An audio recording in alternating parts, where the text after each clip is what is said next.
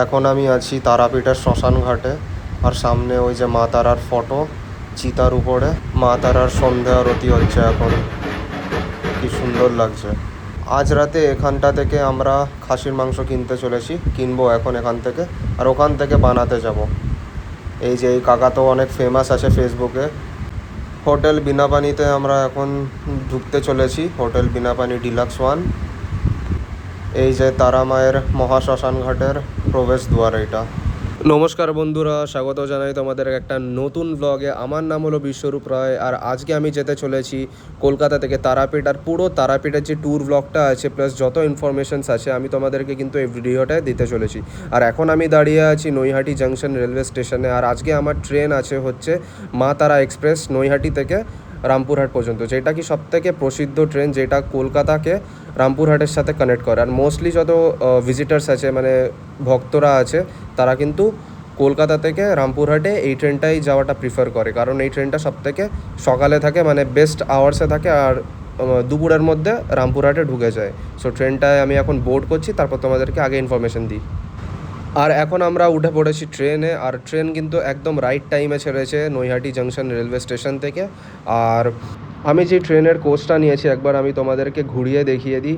এই কোচটা কিন্তু হলো নর্মাল চেয়ার কার, ঠিক আছে, non AC normal chair car. আর নৈহাটি জাংশন থেকে রামপুরহাট জাংশনের ডিস্টেন্স কভার করতে কিন্তু এই ট্রেনটার ফেয়ার নিয়েছে অনলি 90 রুপিস, শুধুমাত্র 90 টাকা। আর যারা যারা মা তারার তারাপীঠের ব্যাপারে জানো না, মানে নাম তো সবাই শুনেছে কিন্তু হিস্ট্রিটার ব্যাপারে যারা জানে না, এর পেছনের যে ধার্মিক হিস্ট্রিটা আছে তাদেরকে বলে দিই যে তারাপীঠ কিন্তু 51 শক্তিপীঠের মধ্যে একটা শক্তিপীঠ মা সতীর। আর এখানটায় কিন্তু তারাপীঠে মা সতীর চোখ পড়েছিল, আর মা সতীর চোখটা পড়াতেই কিন্তু তারাপীঠে মা তারার এই মূর্তিটার ফরমেশন হয়। এটা অ্যাকচুয়ালি একটা পাথর, যারা লাইক তারাপীঠের মা তারাকে দেখেছো, এটা একটা পাথরটার উপরে কিন্তু মা তারার এরকম একটা সিলভারের স্ট্রাকচার বানানো আছে, যেটা কি মা তারার আসল যেই রূপটা ওইটাকে রিপ্রেজেন্ট করে। আর যারা যারা তারাপীঠ গেছো তারা হয়তো জানো যে তারাপীঠে যাওয়ার সময় কিন্তু এরকম সুন্দর সুন্দর প্রাকৃতিক দৃশ্য আসতেই থাকে সামনে, এরকম সুন্দর সুন্দর ধানের ক্ষেত। আর এই জিনিসটা কিন্তু খুব রিকোয়ার্ড, কারণ আমরা আমি পার্সোনালি শহরে থাকি, অ্যান্ড শহরের থেকে খুব দূরে এরকম ধানের ক্ষেত দেখলে কিন্তু মনটা একেবারে জমে ওঠে। সত্যি বলছি, খুব ভাল লাগে, কারণ এখানটায় ফ্রেশ এয়ার, ফ্রেশ হাওয়া, এখানটা মানে আলাদাই লেভেলের একটা এক্সপিরিয়েন্স এখানটায় কিন্তু শহরের মানুষরা আসলে করতে পারে।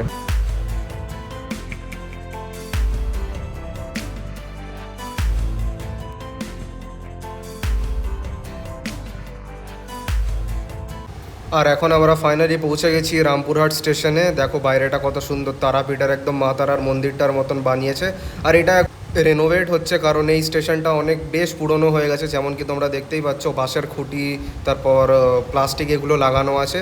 আর এখন আমরা সামনে থেকে টেকার নিয়ে আমরা মেন যেই তারাপীঠের মন্দির ওখানটায় যাব, যেখানটায় হোটেলসগুলো আছে ওখানটায় গিয়ে এখন আমরা হোটেলে চেক ইন করবো, আর তোমাদেরকেও আগে আমি দেখাচ্ছি। সব থেকে প্রথমে গিয়ে টেকারটা নিয়ে নিই, আর টেকারের কত দাম নেয় সেগুলোর ইনফরমেশনও আমি তোমাদেরকে ভিডিওতে দিচ্ছি। সো গাইজ, এখন কিন্তু আমরা টেকারে উঠে পড়েছি, আর টেকারের একদম পেছনের সিটটায় বসে পড়েছি। টেকার তোমরা রিজার্ভ করেও নিয়ে আসতে পারো, মানে পার্সোনালের জন্য রিজার্ভ করেও আনতে পারো বা শেয়ারেও আনতে পারো। রিজার্ভের দামটা জানা নেই, যেহেতু আমরা শেয়ারটা নিয়েছি। সো শেয়ারে কিন্তু পার পার্সন 60 টাকা মতো পড়েছে আমাদের, স্টেশন থেকে তারাপীঠে মায়ের মন্দিরের সামনে যেই মানে বাস স্ট্যান্ডটা আছে ওইটা পর্যন্ত। আর রাস্তার কিছুটা এরকম ভিউ দেখতে পাচ্ছে। এখন অগস্ট মাস চলছে, আগস্ট মাসে আমি এসেছি বলে এই সময় এরকম একটা ভিউ, মেঘলা আকাশ, কারণ বৃষ্টির মৌসুম আছে আগস্ট মাসটায়, সেপ্টেম্বর মাসে, তারপর জুন মাসে, জুলাই মাসেও খুব বৃষ্টি হয়। আর আগে অনেক বছর আগে আমি তারাপীঠ এসেছিলাম, আর এবারে এসে আমি দেখতে পাচ্ছি যে রাস্তাঘাট সব সুন্দর করে দিয়েছে। দেখতেই পাচ্ছ গ্রামের পাশে রাস্তাঘাট, মানে এই জায়গাগুলোয় আসার আলাদাই একটা ভাইব। একটা সময় সব রাস্তাগুলো মানে ভাঙাচোরা ছিল, কিন্তু এখন এই মোমেন্টে রাস্তাঘাট কিন্তু খুব পরিষ্কার আর পরিচ্ছন্ন। আর এই সেই ঐতিহাসিক মা তারার গেট, এটাও হয়তো রিকনস্ট্রাক্ট করছে। এখন গাইস ফাইনালি আমরা পৌঁছে গেছি সেই বাস স্ট্যান্ডটা বা ট্যাক্সি স্ট্যান্ডে তারাপীঠের। এবার সামনে থেকে বাঁদিকের গলিটায় যাব, আমাদের বাঁদিকেই হোটেল আছে, এই যে নিরামিষ হোটেল। এখানটা অনেক রকমের হোটেল আছে, চিপ রেটে কিন্তু তোমরা পেয়ে যাবে এখানটা খাবার দাবার। এবার যাই হোটেলটা গিয়ে তোমাদেরকে দেখাই, হোটেলের সামনেটা। সো এখানে আমরা কিন্তু নিয়েছি এই হোটেলটা, hotel Binapani deluxe one, hotel Binapani deluxe one. আর এই হোটেলে থাকতে কিন্তু পার নাইট আমাদের চার্জেস লেগেছে 3,500 টাকা করে, 4 জনের, মানে 4 বেডরুমে।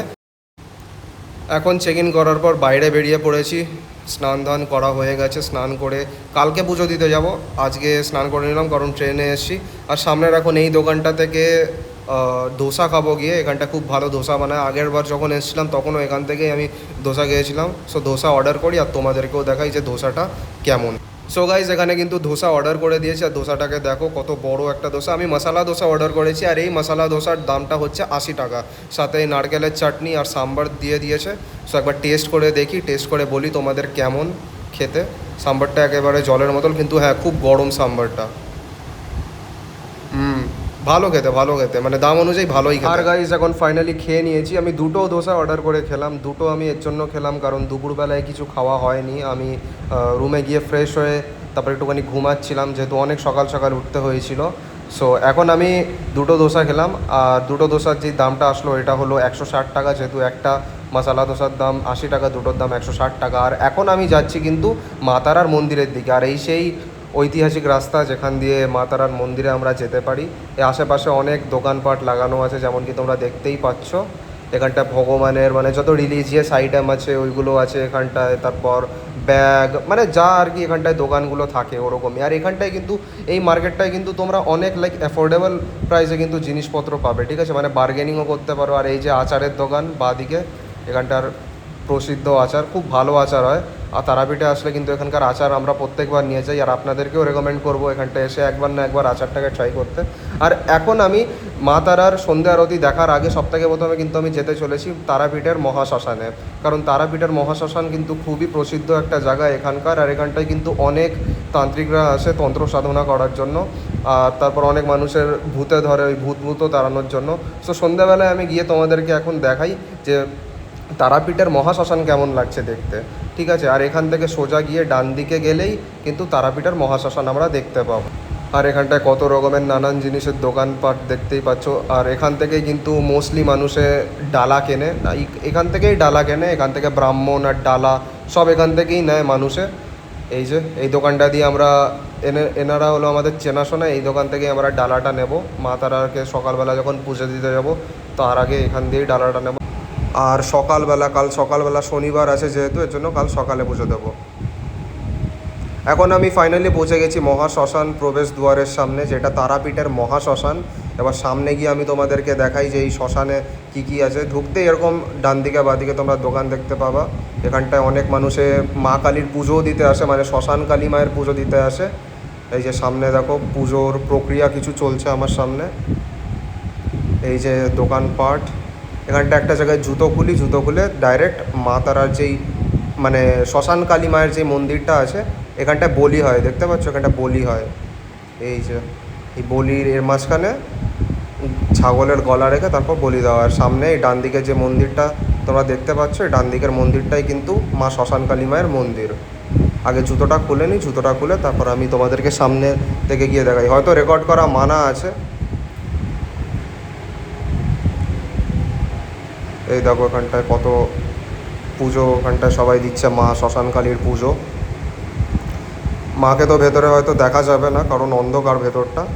এখান দিয়ে উঠে যাই, উঠে আমি তারপর শ্মশান, যেই মেন মহাশ্মশানটা যেখানটায় মানে মানুষের বডি পুরানো হয়, দেহ পুরানো হয়, সেই জায়গাটায় এবার আমি যেতে চলেছি। ওটা সামনে দিয়ে মোস্ট প্রবাবলি হেঁটেই যেতে হবে। আর এখানটায় হয়তো পাঠার বলি হবে, এর জন্য আগে থেকেই যত রিচুয়ালস আছে ওইগুলোকে এখানটায় ফলো করা হচ্ছে। এই যে সামনে জুতো রেখেছি, জুতোটা নিয়ে তারপর হাঁটতে হাঁটতে সামনের দিকে যাই আমি। এই একটা জিনিসটা খুব বড্ড ঝামেলার লাগে, মানে মন্দিরে আসলে জুতো খুঁজে পাওয়া যায় না লিটারালি। এই জায়গাটা একদম একটা মানে এমপি থিয়েটারের মতন বানানো, মানুষ এখানটায় বসতে পারে এসে, কারণ এখানটায় অনেক ভিড় হয় সকালের দিকে। আর এই যে এখানটায় বলির প্রক্রিয়া চলছে, আর সামনে অন্ধকার একটা রাস্তা আছে। আর আমার ঠিক বাঁদিকে এখানে কিন্তু গুরু বামদেবের মন্দির। এই যে গুরু বামদেবের মন্দির, যিনি মা তারা সাধনা করেছিল। আর এনাকে কিন্তু বামাখ্যাপা নামেও চেনা হয়, লাইক বামাখ্যাপা নামটা খুবই ফেমাস, ওই যে ভোলেনাথ আর গুরু বামদেব। আর সিধা এখান থেকে আগিয়ে গেলে কিন্তু তারাপীঠের শ্মশান। এই যে এখানটায় নানান রকমের লোকরা এখানটায় এগুলো মানে বেচছে, এখানটায় পুজোর ডালা এগুলো মা শ্মশানকালীর এগুলো বেচছে। দেখো রাস্তাটা কতটা অন্ধকার, কতটা অন্ধকার এই রাস্তাটা। এই যে দুদিকে হয়তো তন্ত্র সাধনা করছে, থাক ওইদিকে রেকর্ডার করলাম না, ডিস্টার্ব করবো না কাউকে, কারণ এই জিনিসটা লাইক খুব পাপ হয় এটা। আর এখানটায় আর একটা মন্দির আছে, কিন্তু এটা তান্ত্রিক মন্দির, এখানটায় কিন্তু পুজো হচ্ছে, আমি রেকর্ড করলাম না। আর ভেতরে কিন্তু ওরে বাপরে, এই যে আমি এখন ফাইনালি পৌঁছে গেছি সেই তারাপীঠের মহাশ্মশানে। সামনে মা তারার ফটো লাগানো, আর এখানটায় ইলেকট্রিক চুল্লি, যেটা মানে ইলেকট্রিসিটি দিয়ে যে বডিগুলোকে দাহ করা হয়। আর সামনে যে বাঁ দিকে ওই যে মা তারার ফটো রাখা ছিল, ওখানটায় কিন্তু আগুনে জ্বালানো হয়, মানে কাঠে পোড়ানো হয়। এখানটায় বেশ একটু ভয় ভয় লাগছে, এখান থেকে আই গেস বেরোনো উচিত এখন। সো এখন আমি তারাপীঠের মহাশ্মশান থেকে এক্সিট করে নিলাম। এক্সিট কিন্তু সামনে যেখান দিয়ে মানে প্রবেশ করে সেখান থেকেই কিন্তু এক্সিটও ঘটে, অন্য কোনো এক্সিটের জায়গা নেই। এখন এখান থেকে আমি হাঁটতে হাঁটতে আগে দেখি মন্দিরে যাব না সামনে একটা নদী আছে, নদীর পাড়ও আছে, নাকি নদীর পাড়টায় যাব। কারণ নদীর সামনেটাও আমি কখনো যাইনি, নদীটাও দেখার মানে খুব ইচ্ছা আছে। এখানটায় দেখো নানান রকমের কত দোকানপাট এখানে, মানে একটা ছেড়ে একটা দোকান, একটা ছেড়ে একটা দোকান, দোকানের কমই নেই, একেবারেই কমই নেই। খুব সুন্দর এই জায়গাটা, একেবারে কিন্তু সেই ওল্ড স্কুল ভাইবটা আসে এখান দিয়ে। এখন হাঁটতে হাঁটতে পৌঁছে গেছি মা তারার মন্দিরের সামনে। এখন যাব ভেতরে, গিয়ে তোমাদেরকেও দেখাবো আর নিজেও দেখবো মা তারার যে সন্ধ্যে আরতিটা হয় প্রত্যেক দিন সন্ধ্যেবেলা। আই গেস 6টা থেকে 8টা পর্যন্ত হয়, হ্যাঁ 6টা থেকে 8টা পর্যন্ত হয় মা তারার সন্ধ্যে আরতি। তো এখন এখানটায় জুতো রেখে ওই সন্ধ্যে আরতিটাই দেখতে যাব। এখন জুতোটা রাখা হয়ে গেছে, এখন যাই ভেতরে। খুব জোরে কিন্তু আওয়াজ হচ্ছে, ঢাকের আওয়াজ আসছে। তোমাদেরকেও দেখাই যে সন্ধ্যা আরতিটা কেমন লাগছে দেখতে। দেখো কত লোক এখানে, কত লোক। ওই যে মা তারা, আমাদের মা তারা, জয় মা তারা, জয় মা। এই যে মা,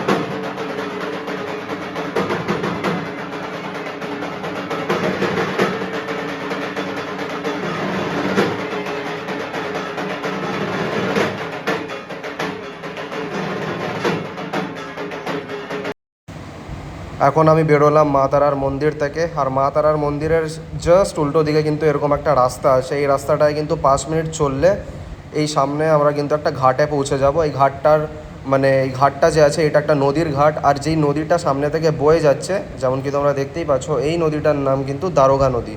এবার আমি অনেক মানুষজনকে জিজ্ঞেস করলাম এখানটায় যে নদীর নাম কি, তো ম্যাক্সিমাম মানুষরা বললো যে এটার নাম দারোগা নদী, আবার অন্য অন্য লোকে এক এক নাম বলছে। So let's consider it as দারোগা নদী, ঠিক আছে? কারণ আমি নিজেও নদীটার নাম জানতাম না। সামনে ওই পাড়েও একটা ঘাট আছে, যেটা কি মেন রোড থেকে গিয়ে লেফট সাইড গেলে ওখান থেকে গলিটান এই ঘাটটায় পৌঁছাতে পারবে। আর এইদিকে আর একটা ঘাট আছে। আর কেমন অন্ধকার, মানে পুরো এরিয়াটা অন্ধকার, তাও এখানটায় রাত্রিবেলা একটু লোকজনে হাঁটাচলা করে। So it's safe I guess. So এখন এই সামনে বেরোবো, সামনের গলির এখান দিয়ে। আর এখানটায় তন্ত্র সাধনা করছে। আর হ্যাঁ, এখন আমি যাচ্ছি কিন্তু খাসির মাংসর দোকানের দিকে, কারণ তারাপীঠে আসলে খাসির মাংস খাবো না তাও কোনো হতে পারে। সো এখন যাই খাসির মাংসের দোকানের ওখানে, মানে যেখানটায় খাসির মাংস বিক্রি করে, ওখান থেকে খাসির মাংস নেওয়ার পর তারপর ওইটা একটা দোকানে লাইক আশেপাশে অনেক দোকান থাকে, ওখানটা দিয়ে বানিয়ে আমরা আজকে রাতের ডিনার করব। সো দেখো তোমরা, এখন পৌঁছে গেছি খাসির মাংসর দোকানে। আর এখানটায় অ্যারাউন্ড 850 টাকা কিলোয় বিক্রি করছে খাসির মাংস, মানে খুবই কম রেটেই বিক্রি করছে। কিন্তু দেখার বিষয় যে এত কম টাকায় যখন বিক্রি করছে, তো এটা খাসি নাকি ছাগল লাইক সেটা তো এনারাই জানে। কিন্তু এখান থেকে আমরা এখন নিচ্ছি। আর কত লোক দেখো, ভিড় আর এখন নেওয়া হয়ে গেছে, নিয়ে আমরা কিন্তু এই কাজলদার দোকানে এসেছি। কাজলদাকে যারা চেনো না, ইনি কিন্তু ফেসবুকে অনেক ভাইরাল, মাঝে খুব ভাইরাল হয়েছিল। সো এখান থেকেই ভাবলাম মাটনটা আমরা বানাবো। আর ইনি কিন্তু মাটন বানাতে আমাদের কাছ থেকে নিয়েছে শুধুমাত্র 120 টাকা, ঠিক আছে, মানে 500 গ্রাম মাটন 120 টাকা, আর 1 কিলো মাটন বানালে কিন্তু 200 টাকা নেবে। এই যে দাদা বৌদির রান্নাঘর, আর ফোন নম্বরও দেখতে পারো তোমরা। আর এখানটায় আমাদের মটনটা বানাচ্ছে, এখানটা খুব ভিড়, আমরা কিন্তু 20-25 জনের পর লাইনে আছি, যেহেতু ভাইরাল দোকান, তো এর জন্য অনেক মানুষ এখান থেকে কিনতে আসছে।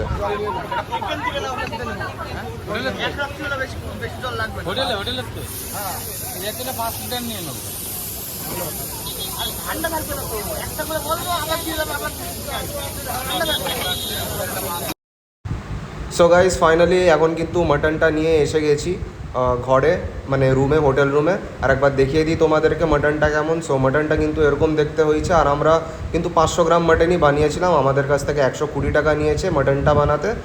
আর খেতে কেমন বলবো, মানে খুব বেশি ঝাল ছিল, মানে এভারেজ ছিল মাটন। সো দর্শক বন্ধুরা, এখন কিন্তু সকাল 4টে বাজে, আর সকাল 4টের সময় সেই কালকে সন্ধেবেলার রাস্তাটা দেখো একবার, জাস্ট কেমন নির্ঝুম অন্ধকার, কোনো মানুষ নেই সকাল 4টেতে। এবার আমরা সকাল 4টেতে এর জন্য উঠেছি কারণ আজ হলো শনিবার, আর শনিবারের দিনকে মা তারাকে আমরা পুজো দিতে যাচ্ছি সকাল 4টের সময়। একদম প্রথম ফার্স্ট আওয়ার্সে যাচ্ছি, কারণ জানি পড়ে গেলে কিন্তু বিরাট ভিড় হয়ে যাবে। আর এখানটায় একটা মা কালীর মন্দির, জয় মা কালী।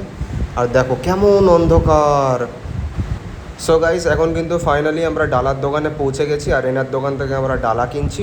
আর আমরা যেই ডালাটা কিনেছি ওই ডালাটার দাম হলো 200 টাকা। এবার এনার কাছে কিন্তু অনেক রকমের ডালা আছে, কোনোটা 200 টাকা, কোনোটা 300 টাকা, কোনোটা 50 টাকা। 50 টাকা কিন্তু 50 টাকা থেকে কিন্তু ডালার দাম শুরু হচ্ছে। আর আমরা এই দোকানেই চটি রেখেছি, চটি রেখে এখন আমরা চলে যাব মা তারার মন্দিরে। মায়ের মন্দিরে গিয়ে এখন মাকে পুজো দেবো, মানে অনেক দিন পর আসছি কিন্তু মা তারার মন্দিরে, তারাপীঠে পুজো দেওয়ার জন্য। সো খুবই এক্সাইটেড আমি। এবার যাই, তাড়াতাড়ি গিয়ে লাইনে দাঁড়াতে হবে, নাহলে ভিড় হয়ে যাবে খুব, ঠিক আছে।